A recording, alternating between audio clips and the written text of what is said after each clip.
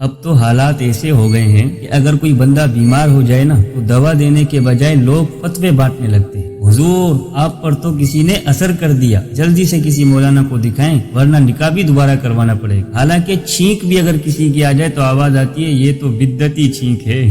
تو ہر دوسرا شخص جو ہے وہ فتوے بانٹنے میں لگا ہوا ہے، نہ علم ہے نہ سمجھ ہے نہ تحقیق ہے۔ ہمارے ہاں تو اب حجام ہو نائی ہو سبزی والا ہو سب مفتی صاحب بن چکے ہیں، بس ایک کنگھی ہاتھ میں ہے اور فتوے زبان پر، جی فلاں ایسا ہے فلاں ایسا ہے اور فلاں کی تو بات ہی نہ۔ لیکن بات مذاق کی نہیں، بہت خطرے کی بھی ہے۔ فتویٰ دینا ایک امانت ہے، ایک ذمہ داری ہے، ایک عبادت ہے، اور نبی کریم صلی اللہ علیہ وسلم نے کتنا سخت انداز اپنایا جب کسی نے بغیر علم کے فتویٰ دیا۔ فرمایا من افتى بغیر علم فاسمہ علی من افتاہ، جو شخص بغیر علم کے فتویٰ دے تو اس کا گناہ اسی پر ہوگا جس نے وہ فتویٰ دیا۔ تو ہمیں دینی باتوں میں اندھوں کی طرح چھلانگ نہیں لگانی چاہیے، یہ کوئی واٹس ایپ میسج نہیں جسے فوراً فارورڈ کر دی۔ تو اسی لیے علم حاصل کریں، سیکھیں، سمجھیں، پھر بات کریں۔ اور ویسے بھی اگر ہم کسی مسئلے پر رائے نہ بھی دیں تو کوئی قیامت تو نہیں آئے گی، لیکن اگر بغیر علم کے کچھ بول دیا نا تو قیامت میں سوال ضرور ہوگا۔ اسی لیے چپ رہنا فتویٰ دینے سے کہیں بہتر ہے اگر علم نہیں۔ اس پیغام کو ضرور شیئر کریں تاکہ کسی کا جہالت کا فتویٰ کسی کی آخرت خراب نہ کر دے۔